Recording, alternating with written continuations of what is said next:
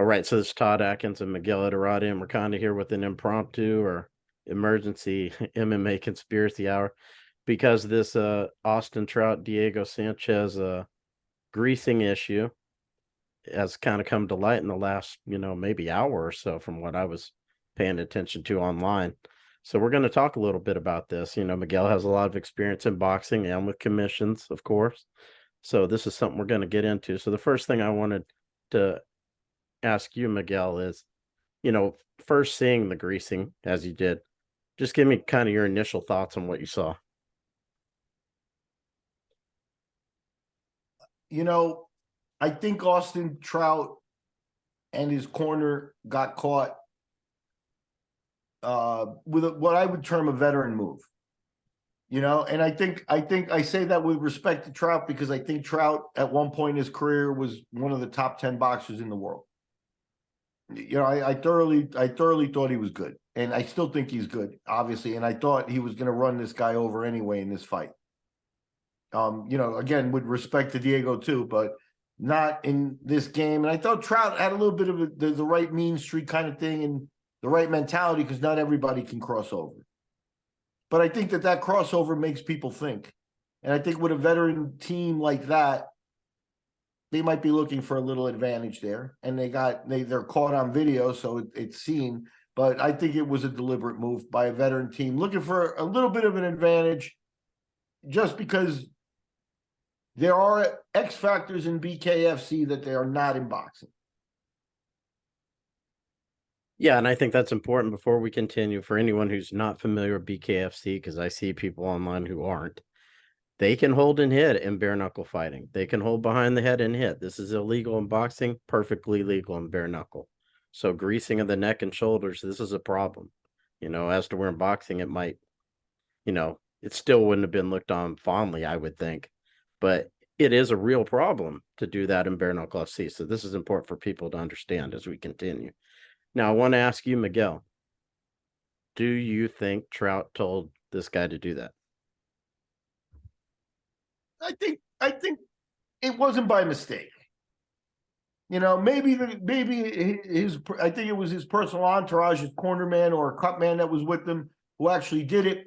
So they know each other. And maybe that guy's a senior guy in the group and he can make a decision like that on the fly. This is kind of rough. If I can slip this in there, nobody notices. And live at the show, nobody noticed. And that's part of the problem here. Because, proper operation by the boxing commission, the commission would have somebody, and they probably did, but they would have somebody stationed in both corners whose job is to observe the behavior of the cornerman. And they should have noticed that. It's pretty blatant from what you saw in the video. He comes from greasing the face to giving him a nice swath on the back, like a pat on the back, a little massage. Looks innocent, and unqualified person in the corner missed it, or a qualified person missed it, and they made a huge mistake. But it is a mistake. The boxing commission should have caught it. There should have been a timeout. Trout should have been at least warned. I don't think you can take a point there, but at least warned, and he should have been forced to wipe off. And if that had happened, you hear Diego's pissed on the internet now. How do you think he would have felt with all the heat in the fight? And that may have been a game changer in some way. So you can see Diego's point. You don't like to be cheated against also, but I don't know if Trout said, hey, grease me up because this is going tough in the middle of rounds and the guy did it. But I do think that it was an option for them. And somebody had the grease. It was there, They didn't leave it in the locker room. And these guys this was one of the best boxers in the world in the heyday of Mayweather and those guys, and this guy is good. And those guys don't leave much to chance. And also, boxing also comes with us against the world mentality, and they weren't in their world anymore. So I could see them thinking, closing the wagons. And like I said, it's a veteran move. It's not really in BKFC. In boxing, it would be illegal to grease too much. You see them clean boxers off. In the UFC, you've seen them take the guy back to the corner and clean him off. In the past, it's happened. So this boxing commission just fell asleep. Yeah, and I want to ask you, like, I assume Bare Knuckle FC wanted Trout for more than one fight. This is a big name. This is a guy who was Malignaggi. He was a big name too, but not the talent that Trout was. And I would assume that they were hoping to have him for several fights, which is why they gave him Diego first. How does this handle this? I mean, does this blow that up? I don't know. It depends how much money Trout might have on the table, because at the end of the day, money speaks. I don't know, how great BKFC has done with their huge money signings. Like, they don't have a huge retention on them. Like, I think of Malignaggi, like you mentioned, Paige Van Zandt, Thiago Alves, who did well in his show. They went into his hometown in Florida and didn't call him back. So, some of the big money signings that they do for splash, they sometimes seem to do for a one-time splash. So I don't know if they plan to have Trout back. If they did, Trout may not want to come back. You remember, I think they planned to have Malignaggi back, but after the way the judges treated him and stuff, Malignaggi didn't even feel like he wanted to try it again. So it could go either way. I don't think BKFC's future was Austin Trout. But I mean, he had a much better experience than Diego from the fight perspective. I mean, than Paulie, because he dominated the fight and ended up stopping Diego. So he had a better experience than Paul. You would think if someone would come back, it would be him. Yeah, no. In general, he did well. He got loose, and he saw that his thing works in this game, and he took out a name. They did do him a favor in the matchup because, at the skill level, you've got, a breakdancer going to play ballet. It's not the same exact thing. It's dancing, but come on, Trout is a ballet dancer compared to Diego, and it shows, So yeah, I think if the money was right, he would have come back. But now, like I said, if he gets egg on his face, this could even lead to. I think the cornerman should be suspended. I don't think Trout should. I think the cornerman should be suspended. I think that the fight could possibly be ruled a no contest. You do have a very serious point with the clinching, and I'm sure that's where Diego will take that defense. And so it could turn into a no contest. And what does that do? Does he want to come back and avenge and correct it? Or, I'm not saying a rematch, but just come back and, get a win officially without any issue or whatever? Or does he just say, I'm not going to do that anymore? So I think it's up in the air. I think this whole thing has to play out. Contest, and the cornerman who applied the stuff should be suspended. So you don't think Trout will have any punishment? If the cornerman responds to his suspension by saying, "Hey, wait a minute, Austin told me to do it," yeah, he'll probably be in trouble. But like I said, you've got a veteran team there. I think they got caught. I think the guy's going to take the fall. Now, for people that don't know, this was in Albuquerque. So who would handle some investigation like this? Do you even think there'll be one? The boxing commission. There's a boxing commission in Albuquerque. I don't think that, well, I know that they're not a commission funded like the New Jersey or New York or California or Nevada commissions. So at times like this, they actually may even resort to part-time or volunteer commissioners to cover events, including the people in the corners, including the people in the locker rooms, and everybody who's supposed to just be observing and watching stuff. So again, I think they were in over their head, and I think, but a new promotion comes in, which means they get to charge.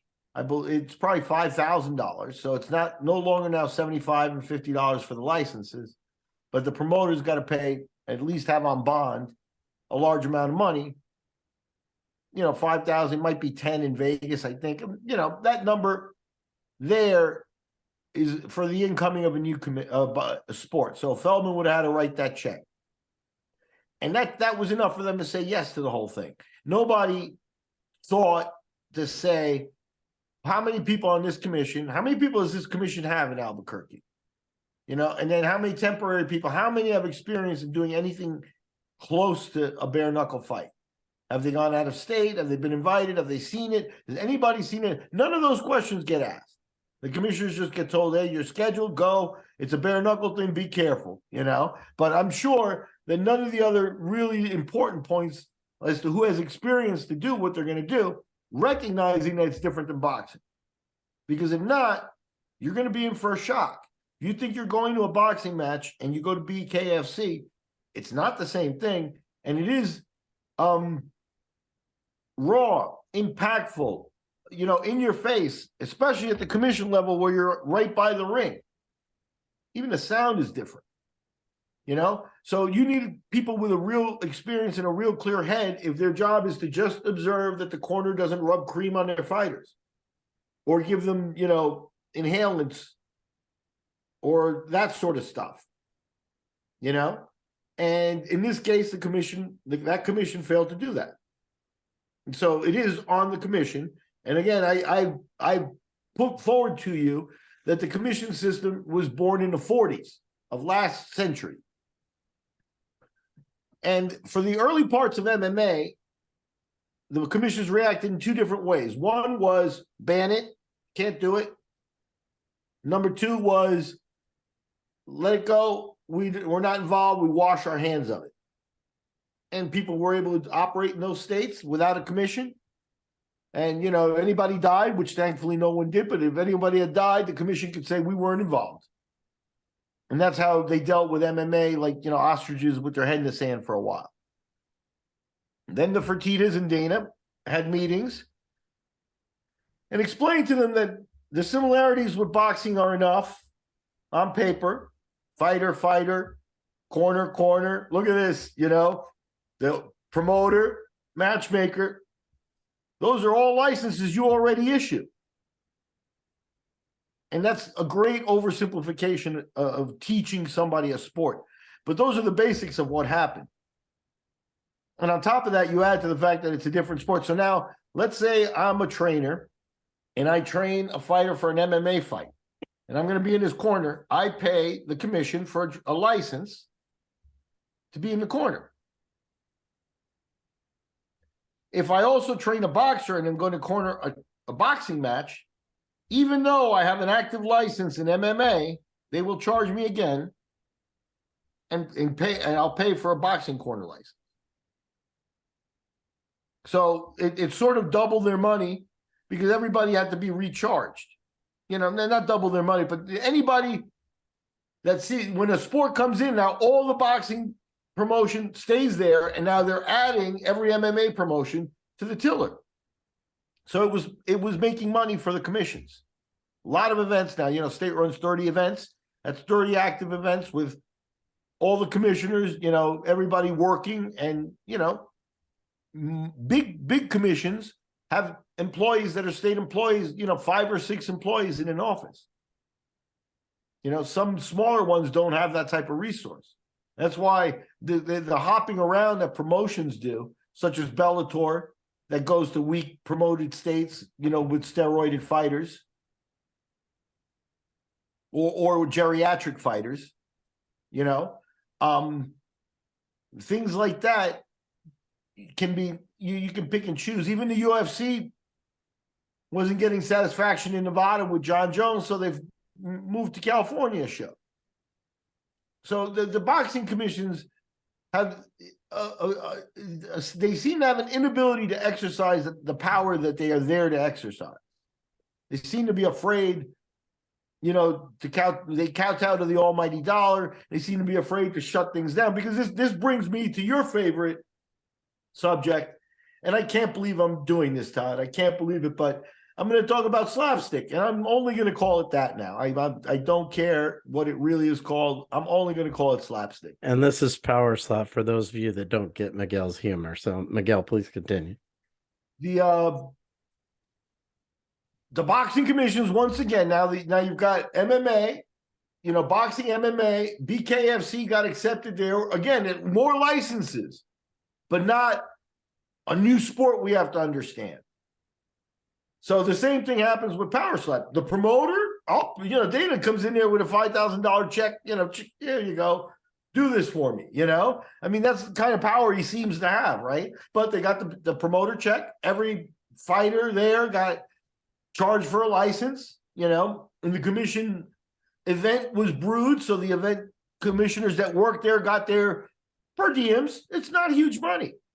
But if you get 20 events in a new sport, over the course of time, it starts to add up. And that's, what enticed the commission. Not once did the commission say, we got to analyze and see the differences, because we can do this on paper with the license system and the medicals and stuff like that.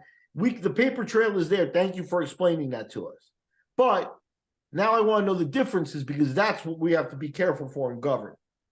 And they never accepted that. They never do that, And BKFC now runs into this where the commission wasn't there. And then the power slap or slapstick. Again, the commission, to me, I've said this before. The commission should have said, no, thank you. This is not a sport. Thank you. Thank you. And the commissioner should have the power to do that to even a Dana White. And Dana White should have to go back and eat crow. But somehow that power doesn't seem to exist. Now, they did do that to BKFC. Nevada's not sanctioning that. I'd like to hear your opinion on that. Like I said, I think BKFC is a sport. Right. So I think that the initial cookie cutting of fitting them into the commission system we have now, which I think should be totally revamped anyway, right? But if that initial thought, if it moves the sport forward, I'm okay with. But a commission that says, hold on, we're going to do a bare knuckle event. All commissioners, all hands on deck. We have to have a meeting. And we got to talk about what the differences are and what we're going to be doing here, because this is a new sport. Very few of us, if any, have experience in it, because it was illegal here before. So unless you've traveled or anything like that, and people from small community, you don't get many, commissioners or referees or judges from the Arizona Commission as their source commission, as the first one that licensed them. Those guys don't travel as much as the Herb Deans and the celebrity refs and, the people that are involved with that. So the chances that those people were prepared to do that sport are very small. And that's the frightening part. That they could actually, that at some point, they go, it's enough like boxing. We got this. And it shouldn't. And in MMA, it led to very real problems with judging. Refs still suck. Yep. And in BKFC, obviously, it's leading to even more problems. In the basic, because in the UFC, you've seen it. There was a guy, I forget which fighter it was, but he had like an ice pack and like a breathing technique that they were doing with him, and that was banned. I think it was Greg Jackson that did it with him. Maybe it was Diego. Was it Diego? I don't know. I don't know. But you remember that incident with the breathing thing, Anyway, the point is at some point, the boxing commissioner in that corner, assigned to that corner, recognized that was something questionable, and they brought it up. So you don't have maybe the deterioration, but now in bare knuckle you do, because now a very simple job of make sure the corners aren't putting something on the fighter or feeding him something or giving him something, some B12. This goes back to the Panama Lewis days in boxing, even before that. Oh, this is always a concern. That's what that guy's job is. So in BKFC, a basic commission, a job we take for granted, failed, and that's what happened. People probably didn't even, if you think about it logically, obviously you do, but people hadn't even taken the leap of thinking that the commission has a person assigned to do that, but they do. That's the way the structure is.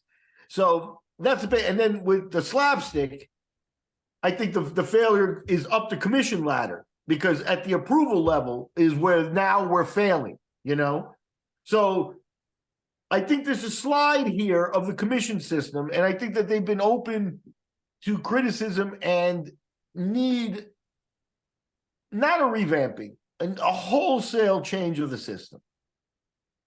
And that's not coming anytime soon. They're going to sit back on their haunches and try to preserve the system they have.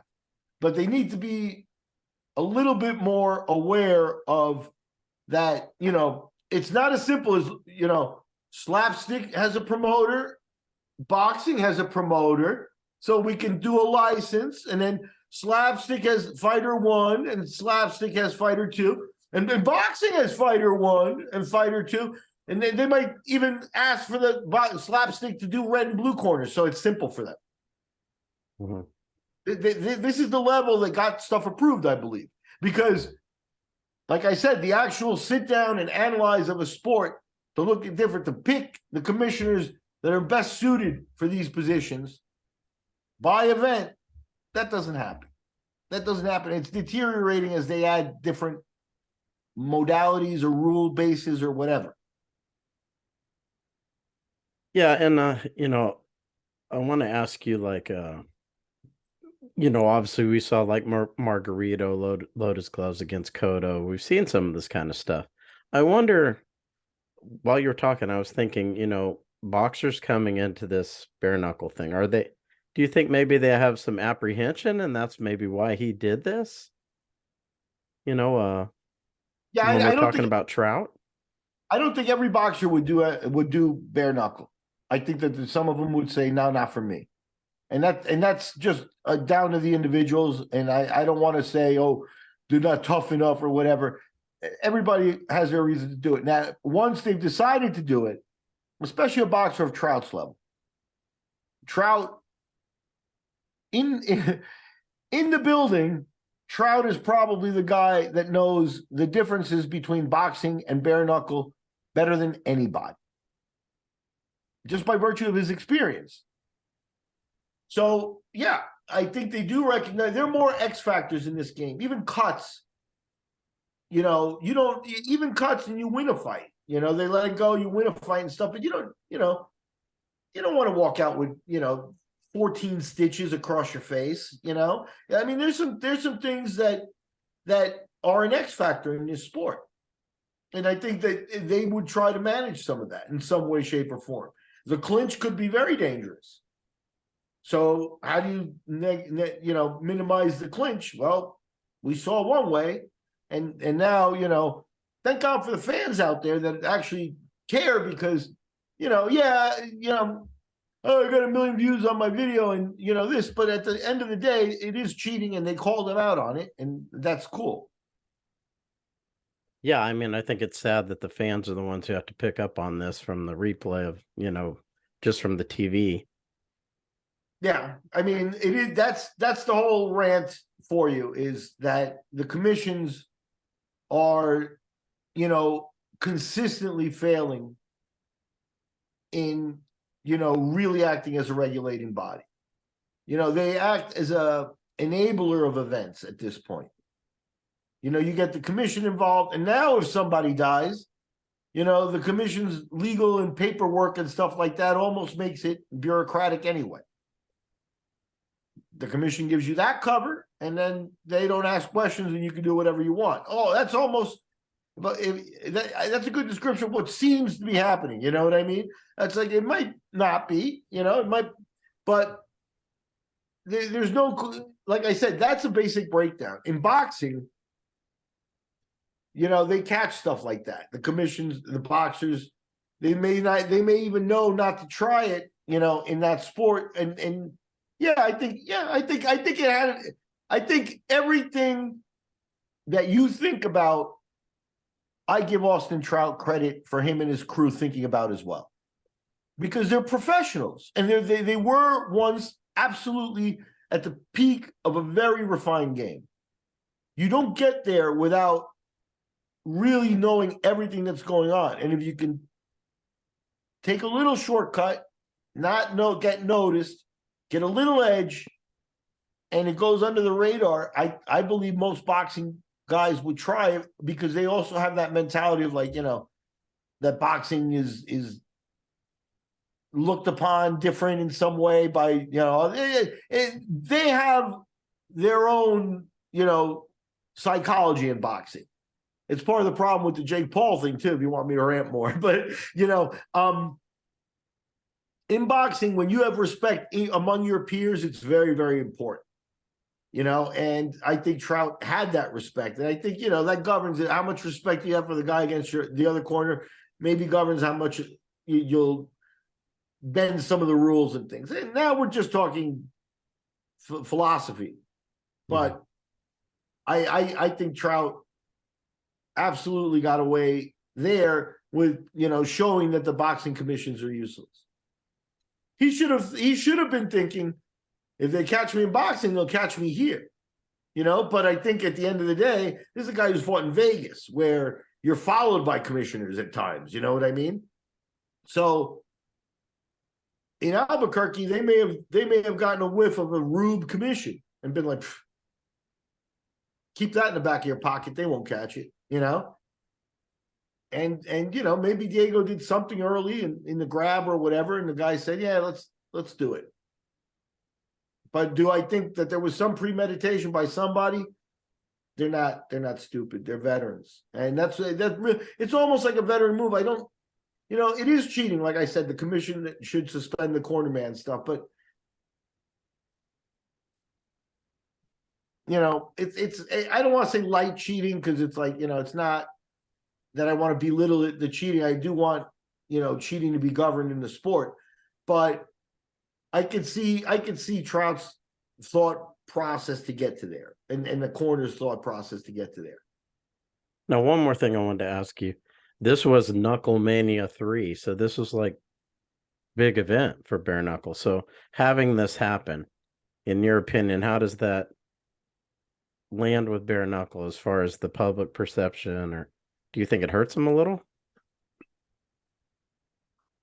I think Dave Feldman has shown how to overcome this. And the bottom line is, the UFC had Patrick Cote jump into a main event on the week of the fight against Tito Ortiz. And it was a debacle, and people said, it's not the exact same thing, but it was a debacle. And people said, are they going to, what's going to happen? Are they going to do another show? Is it bad enough? What? And they did. And that's what Feldman's going to do. The next show is already on the board, and just go ahead and put it out, and just, keep making the history so that gets forgotten. And yeah, you're going to have to deal with some semantics. You may have, some suspensions and stuff. I don't think this is a problem resolvable by a rematch. Respect to Diego. He may think that might be a good idea, but, it's questionable if Trout will come back. But if he comes back, I'd give him a good hard fight and just move on. With a suspended cornerman, he'll have to deal with that on his end. If the cornerman, like I said, or something comes up with him and he gets suspended, that'd be worse. But like I said, the next bare knuckle shows are planned already, and that's how you overcome this. You got to put it in the past.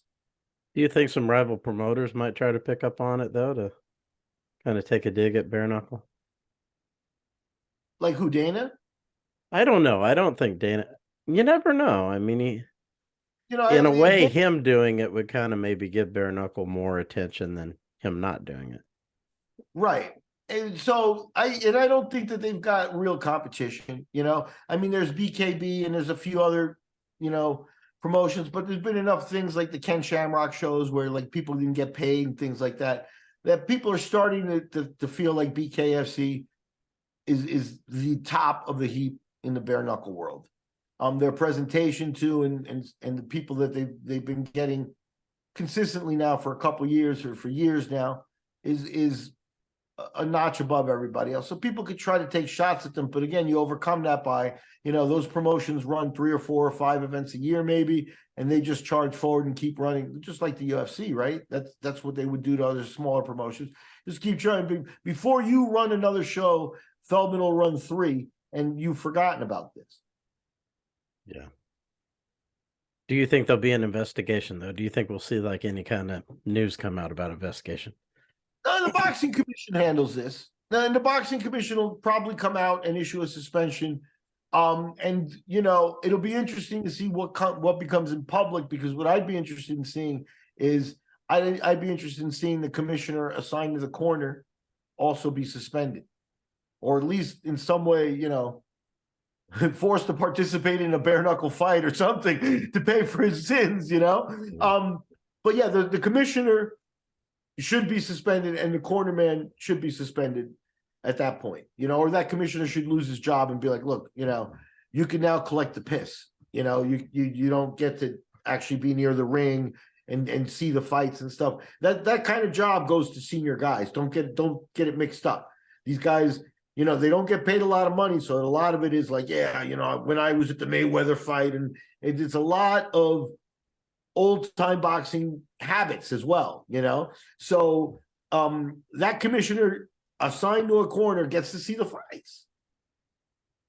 So it is a job that's coveted. So that guy screwed up and he'll never be there again. Well, I think it's a good thing to end on. Miguel, appreciate you taking time to kind of give your expertise on this. It's something you have a lot of experience with. And for everyone watching, I hope you enjoyed Miguel's angles on this and his knowledge. And as always, I want to thank you for watching another episode of the MMA Conspiracy Hour. Until next time, this is Todd Atkins and Miguel Adorade. Take care.